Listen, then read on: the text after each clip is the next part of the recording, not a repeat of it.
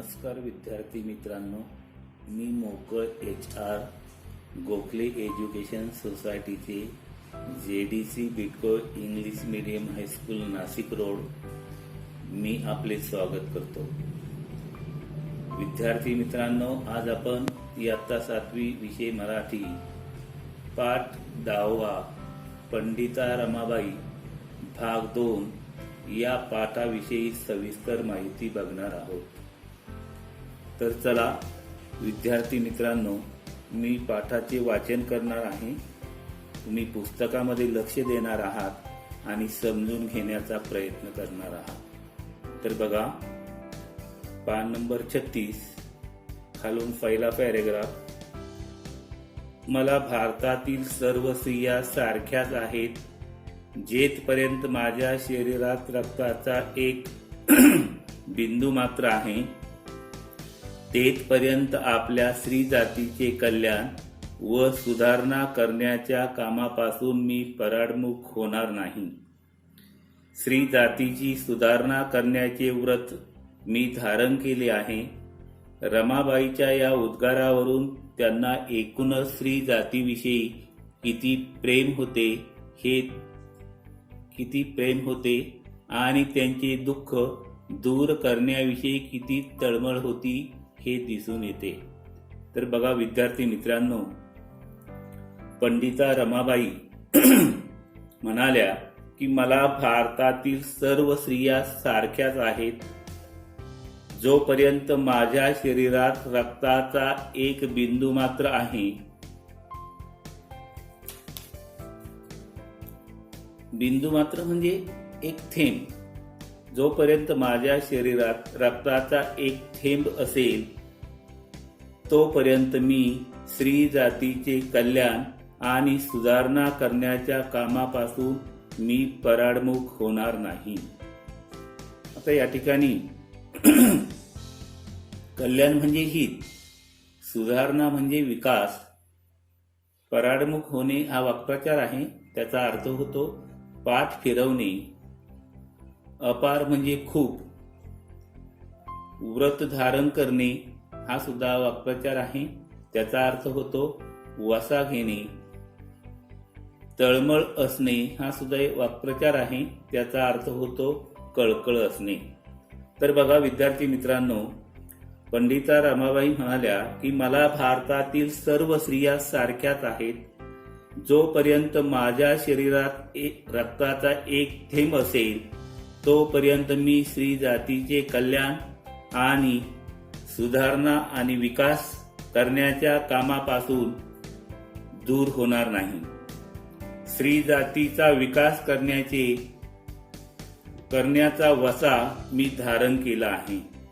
रमाबाईच्या या उद्गारावरून त्यांना एकूणच स्त्री जातीविषयी किती अपार प्रेम होते आणि त्यांचे दुःख दूर करण्याविषयी किती तळमळ होती हे आपल्या लक्षात येते। तर अशा प्रकारे विद्यार्थी मित्रांनो, या परिच्छेदावर प्रश्न विचारला जाऊ शकतो। तो कसा बघा, पंडिता रमाबाईंना स्त्री जातीविषयी अपार प्रेम होते हे त्यांच्या कोणत्या उद्गारावरून समजते? तर आपण जो परिच्छेद पाहिलेला आहे त्या परिच्छेदामध्ये त्याचं उत्तर आहे। ते कसं लिहायचं बघा, पंडिता रमाबाई असे म्हणाल्या की मला सर्व भारतीय स्त्रिया समान आहेत, जोपर्यंत माझ्या शरीरात रक्ताचा एक थेंब आहे, तोपर्यंत आपल्या स्त्री जातीचे कल्याण व सुधारणा करण्याच्या कामापासून मी मागे हटणार नाही। तर स्त्री जातीची सुधारणा करण्याचे व्रत म्हणजे वसा मी घेतला आहे। या पंडिता रमाबाईच्या उद्गारावरून त्यांना स्त्री जातीविषयी किती अपार प्रेम होते हे समजते। अशा प्रकारे त्याचं उत्तर लिहावं लागेल। आता त्याचा पुढचा परिच्छेद बघा, रमाबाईंची कन्या मनोरमा परदेशातून ब्रेल लिपी शिकून आल्यामुळे अंध स्त्रियांच्याही शिक्षणाची सोय झाली। पंडिता रमाबाईंनी मुक्ती मिशनची स्थापना केली। मुक्ती मिशन मध्ये जुजबी शिक्षण देऊन मुलींना स्वावलंबी करत असतानाच रमाबाईंनी एक एक लहान उद्योग व्यवसाय सुरू केले. केळीच्या सोपट्यापासून टोपल्या बनवणे, वाखाच्या दोऱ्या वळणे, वेताच्या खुर्च्या विणणे, लेस, स्वेटर, मोजे विणणे, गाई बैलांचे खिल्लार, शेळ्या मेंढ्यांची चरणी, म्हशींचा गोठा, दूध दुभते, कुक्कुटपालन, सांडपाणी, मैल्यापासून खत, भांड्यावर नावे घालणे, भांड्यांना कलई करणे, हातमागावर कापड, सतरंजा विणणे, घाण्यावर तेल काढणे, छापखान्यातील टाईप जुळवणे सोडणे, चित्रे छापणे, कागद मोडणे, पुस्तक बांधणे, दवाखाना चालवणे, धोबीकाम असे कितीतरी प्रकारचे उद्योग स्त्रिया करत. ही त्या काळी फारच नवलाईची गोष्ट ठरली. 2,500 लोक बसू शकतील असे प्रार्थना मंदिर म्हणजे चर्च बांधताना काटकसर म्हणून रमाबाईंनी त्याचा आराखडा स्वतः तयार केला आणि डोक्यावर विटांचे घमेले वाहून बांधकामाला हातभारी लावला. कुठलेही काम करण्यात त्यांनी कधीच कमीपणा मानला नाही. श्रम प्रतिष्ठेचा धडा त्यांनी आपल्या कृतीतून आश्रमातील मुलींना नेहमीच दिला. तर बघा विद्यार्थी मित्रांनो, रमाबाईची कन्या मनोरमा होती. म्हणजे रमाबाईच्या कन्येचं नाव मनोरमा होतं. ती मनोरमा परदेशामध्ये शिक्षणासाठी गेलेली होती. परदेशातून ब्रेल लिपी शिकून आल्यामुळे अंध स्त्रियांच्याही शिक्षणाची सोय झाली. अंध म्हणजे आंधळा. तर त्या ठिकाणी जे अंध लोक असतात त्यांचं शिक्षण देण्यासाठी ब्रेल लिपीचा त्या ठिकाणी वापर केला जातो. तर अशा प्रकारे त्यामुळे अंध स्त्रियांच्याही शिक्षणाची त्या ठिकाणी पंडिता रमाबाईमुळे सोय झाली. पंडिता रमाबाईंनी मुक्ती मिशनची स्थापना केली आणि पंडिता रमाबाईंनी मुक्ती मिशन नावाची संस्था स्थापन केली. मुक्ती मिशन मध्ये जुजबी शिक्षण देऊन मुलींना स्वावलंबी करत असताना रमाबाईंनी एक एक लहान उद्योग आणि व्यवसाय सुरू केले. जुजबी म्हणजे मामुली, उद्योग म्हणजे धंदा किंवा व्यवसाय. तर अशा प्रकारे रमाबाईंनी त्या ठिकाणी एक एक लहान उद्योग त्या ठिकाणी स्त्रियांसाठी सुरू केले. ते कोणकोणते उद्योग सुरू केले बघा. केळीच्या सोपट्यापासून टोपल्या बनवणे. जी केळीची पानं असतात त्या पाण्याची जी सोपटं असतात त्याच्यापासून टोपल्या बनवणे, वाखाच्या दोऱ्या वळणे, वेताच्या खुर्च्या विणणे, लेस, स्वेटर, मोजे विणणे, गाई बैलांचे खिल्लार, शेळ्या मेंढ्यांची चरणी, म्हशीचा गोठा. गोठा म्हणजे काय, ज्या ठिकाणी जनावरं ठेवली जातात, जनावरांचं घर. दूध दुभते, कुक्कुटपालन. आता कुक्कुटपालन म्हणजे काय, कोंबड्यांचे पालन पोषण. सांडपाणी, मैल्यापासून खत, भांड्यावर नावे घालणे, भांड्यांना कलई करणे. आता कलई म्हणजे काय, भांडे गंजू नये म्हणून कथील धातू वितळवून भांड्यांना दिलेला लेप, त्यामुळे भांडे चमकतात, ते स्वच्छ दिसतात, त्याला गंज चढत नाही. त्याचप्रमाणे घाण्यावर तेल काढणे, छापखान्यातील टाईप जुळवणे. छापखाना म्हणजे यंत्राद्वारे छपाई करण्याचे ठिकाण. घाणा म्हणजे तेल काढण्यासाठी बैलांना खुंट्याला बांधून गोलाकार फिरवण्याचे यंत्र. अशा प्रकारचे उद्योग त्यांनी सुरू केले. एवढंच नव्हे तर चित्र छापणे, कागद मोडणे, पुस्तक बांधणे, दवाखाना चालवणे, धोबीकाम म्हणजे कपडे धुणे, असे कितीतरी प्रकारचे उद्योग त्या ठिकाणी स्त्रिया करायच्या. ही त्या काळी फारच नवलाईची गोष्ट ठरली. नवलाईची गोष्ट ठरणे म्हणजे अजब असं कार्य होणे.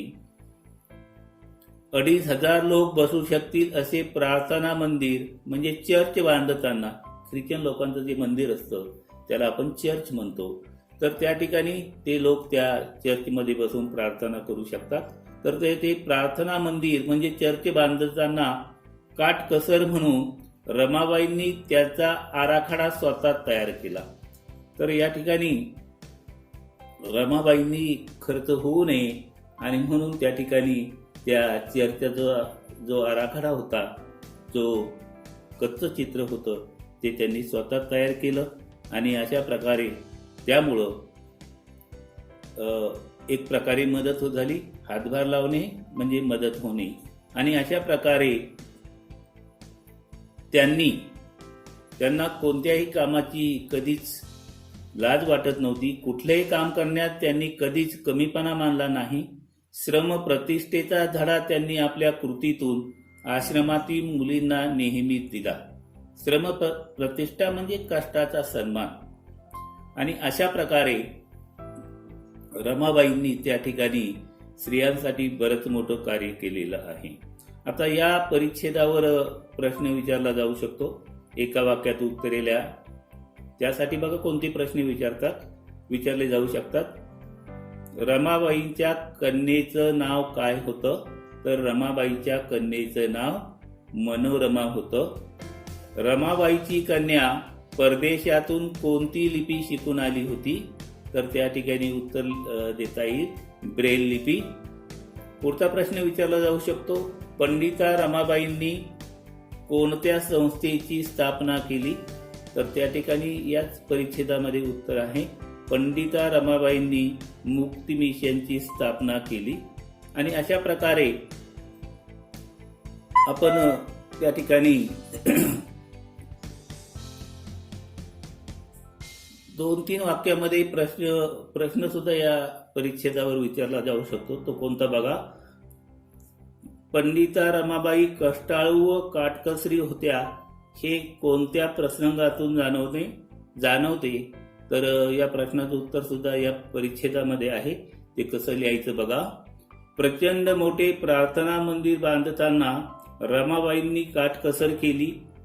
प्रार्थना मंदिराचा आराखडा त्यांनी स्वतः तयार केला.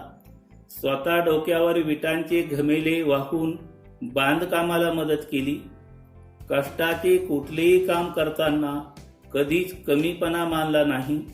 त्यांनी स्वतःच्या कष्टातून आश्रमातील मुलींना श्रम प्रतिष्ठेचा धडा दिला.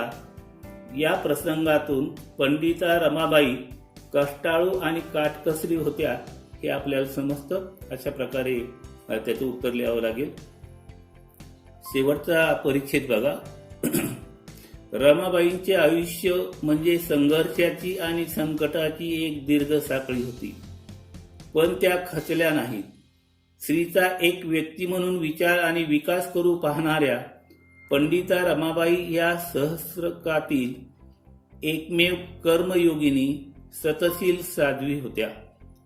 त्या अशा सूर्यकन्या होत्या ज्यांच्या नशिबी स्वतःच्या तेजामुळे आयुष्य होरपळणे आले, पण त्यांनी अनेक वाळवंटी आयुष्याचे नंदनवन करत कित्येक काळोखी आयुष्य उजळवून टाकले. तर बघा विद्यार्थी मित्रांनो, रमाबाईंचं आयुष्य म्हणजे एक संघर्ष होता आणि संकटाची एक मोठी अशी जणू काही साखळीच होती.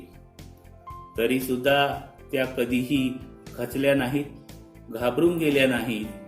स्त्रीचा एक व्यक्ती म्हणून विचार आणि विकास करायचा, अशा प्रकारे पंडिता रमाबाई या सहस्त्रकातील एकमेव, सहस्र म्हणजे 1000 वर्ष, सहस्त्रकातील एकमेव कर्मयोगिनी आणि सतशील साध्वी होत्या. तर अशा प्रकारे कर्मयोगिनी म्हणजे कर्म करणे हेच जिचे व्रत आहे, अशा स्त्रीला आपण कर्मयोगिनी असं म्हणतो. सूर्यकन्या म्हणजे काय? तर सूर्यकुळात जन्माला आलेली कर्तबगार स्त्री, तिला सूर्यकन्या असं म्हटलं जातं. आता वाळवंट म्हणजे वालुकामय प्रदेश. नंदनवन म्हणजे बघा सर्व सुखे जिथे नांदतात असा काल्पनिक स्वर्ग. तर बघा आपल्या लक्षात आलेलं आहे की पंडिता रमाबाई ह्या 1000 वर्षातील जणू काही एकमेव कर्मयोगिनी आणि सतशील साध्वी होत्या. त्या अशा सूर्यकन्या होत्या ज्यांच्या नशिबी स्वतःच्या तेजामुळे, तेज म्हणजे प्रकाश, तेजामुळे आयुष्य होरपळणे आले. होरपळणे म्हणजे जळणे. पण त्यांनी अनेक वाळवंटी आयुष्याचे नंदनवन करत कित्येक काळोखी आयुष्य उजळवून टाकले, तेजमय केले. अशा प्रकारे त्यांनी एक स्त्रियांच्या पुढे, स्त्रियांसाठी एक आदर्श घालून दिला आणि स्त्रियांची प्रतिष्ठा किती महत्वाची आहे हे त्यांनी स्वतःच्या कृतीतून त्या ठिकाणी दाखवून दिलं. तर विद्यार्थी मित्रांनो, पाठ संपलेला आहे.